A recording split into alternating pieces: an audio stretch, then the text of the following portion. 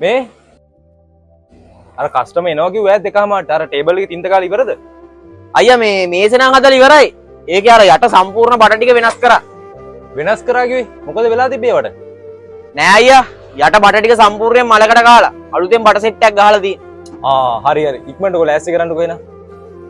මේ ඔය යකඩ බඩ ටික මචං කොහොමත් විසික්කන එකනේ. අපි දෙන්න මචං ගිහි යකඩ බඩු කඩේට දීලා කීයක් හරි ගමුකෝ. හරි. කෑම වෙලාවත් ආවනේ. මොන් කොහෙ ගියාද? මේ වාරෙන් අර ටික විකුණන්න යන්න ඇත්තේ.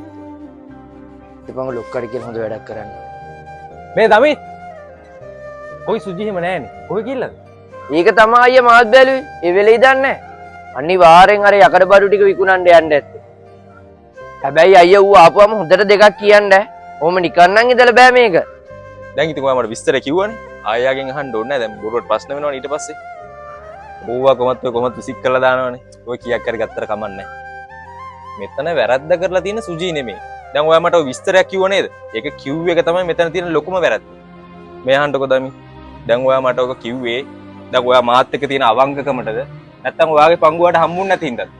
ඔයා දමිත් මනුස්සෙට අවංක නම් ඔයත් එක්ක උදේ ආව වැඩ කරන මනුස්සයා පාවා දෙනවා නම් ඔයා කොහොමද මට අවංක වෙන්නේ? ඒ හින්දා දමිත් කවුරුත් පාවා දීලවත් මේ වගේ වැඩ කරලවත් තමන්ගේ තැන ගන්න හදන්න එපා. තමන් හැම වෙලේම අවංක වෙන්න. එතකොට තමන්ට තියෙන තැන තමන්ට කවදාවත් ලැබෙනවා.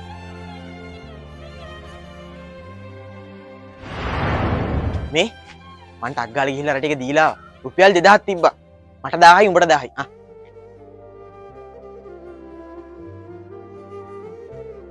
දැන් අපි දෙන්නම කඩේ නැති වුණොත් බා ලොක්ක බයිනවනේ. ඒකයි මං ටක් ගාලා ගිහින් ආවේ.